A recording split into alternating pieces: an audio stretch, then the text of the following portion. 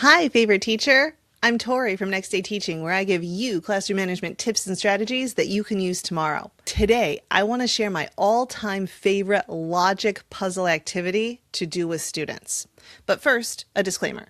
The links in the description are affiliate links. As an Amazon associate, I earn from qualifying purchases. But I want you to know I only recommend resources that I have personally used in the classroom, as you're about to see. This type of puzzle is called lateral thinking. And I introduce it by first talking about the concept of lateral. So we talk about what the word lateral means. It means sideways. We are used to thinking going in a straight line forwards. We're used to first this, then this, then this, then this, then this. In English, other languages and cultures actually think differently. Now you learn something. This is how we think, very progressive. First, second, third, fourth. Lateral thinking is thinking sideways. It's thinking around the problem to get to a solution. It's a different style of thinking. And if you're not used to it, it's going to be really hard at first. But we persist and we don't give up. So I give them this whole speech about, what it means to persist and how we don't give up when things are hard. We just try something different, et cetera, et cetera, et cetera. So I actually started doing lateral thinking puzzles when I myself was in third grade. And I'm going to tell you the lateral thinking puzzle that my school, I don't even know what she was. She was like a school counselor, maybe resource teacher. I don't know, whoever she was. She was someone in the school. She came into our class and she gave us this puzzle. And I have literally remembered it ever since. So that's the one that we're going to solve today. Each lateral thinking puzzle starts with a short story. Some of them are like half a page. Some of them are just a sentence, but they're short. They seem straightforward. So here's the story that I got when I was in third grade. There was a man running home and he saw a man with a mask on. What was happening? Now I'm going to stop you right there because if you are like my students, your brain immediately said, there's a robbery. See, he's getting robbed. So someone's going to try and take his wallet.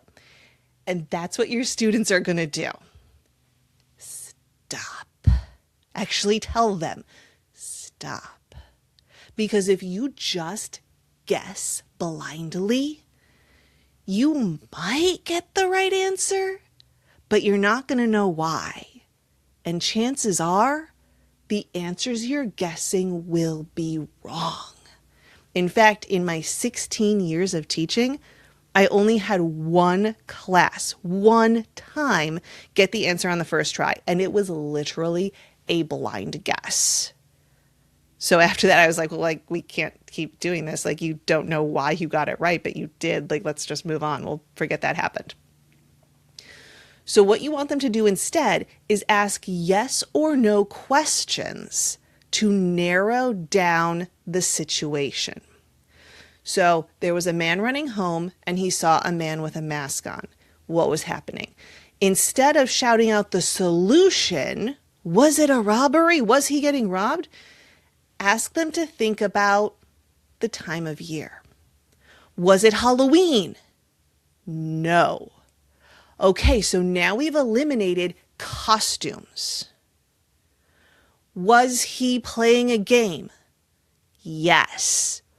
Ooh, so now we're thinking, what games involve masks? So you're going to keep going like this, having students ask yes or no questions. Some other good ones. Was this inside? No, it was outside. They might actually get that because if he was running home.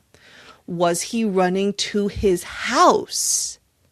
No. And that usually stops them because he's running home, but he's not running to his house. So he's running home. He's playing a game. It's outside. Do you know any game that is played outside where someone wears a mask and players run home? It's a baseball game. He's playing a baseball game. He's the batter and he's running home. He got a home run and he sees the catcher who's got his face mask on. So that's usually the one that I start with just because it's near and dear to my heart. Once students understand this idea, then you can start limiting their questions. You can either start, the easiest way is to just start tallying how many questions they ask and just get them to beat their score. Just try and get the lowest score. Try and get it in as few questions as possible. You can also make it more challenging by giving them a limit. You only have 20 questions. We're not playing the game 20 questions, but you only have a limit of 20 questions. 20 I found is a pretty sweet spot. 30 and they start to get silly with it. They start to waste their questions. 10 is way too few unless you've got a really particularly high achieving class. Something that I really like to do with this is I'll put the students in groups, because then I encourage them to talk to each other before they ask the question. This is really going to show you who your class leaders are, because they're the ones who are getting everybody else quiet so that they can all hear the question that's being asked. They're the ones who are saying, wait, what did we already ask? Did we already ask that? Yes, that's a good question. Ask that one.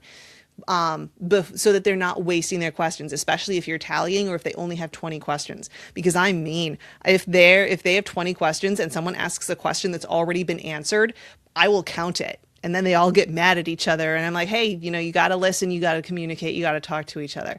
So it's them working as a team. Sometimes they'll ask a question where the answer really doesn't have any effect on the solution. So an example of that in the scenario that I gave was his house purple? Doesn't matter.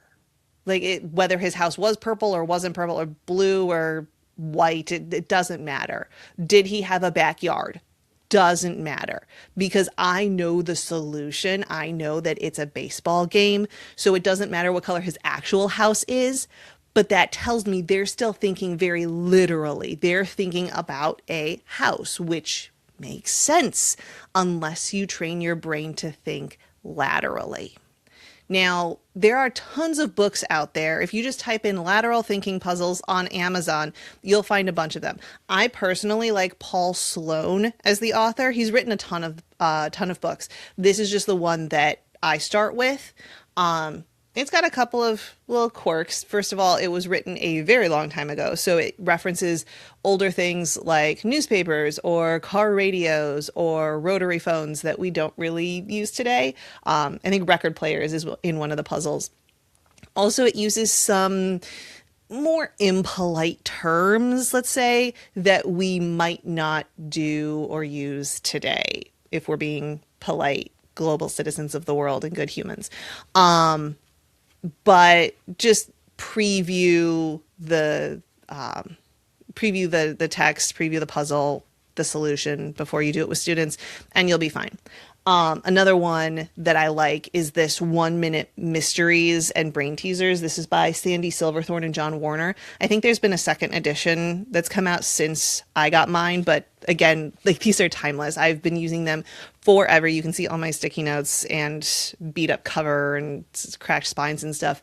So they'll last you forever. They're a really good investment, especially if you've got that awkward time gap between an assembly ends and it's not time to go to the next class, or it's not time to go to lunch or recess, or if you're waiting for the bus for a field trip in the morning rather than just a general free-for-all. It's good to have these to pull out. So I hope you felt successful, maybe a little bit intrigued by these lateral thinking puzzlers. Make sure to check out those links below in the description. If you want more critical thinking activities to do with your students, check out this other video I recorded with my 5 favorite teacher-tested critical thinking activities to do with students. If you enjoyed this video, please give it a like, consider subscribing, and I hope you have calm transitions and quiet hallways.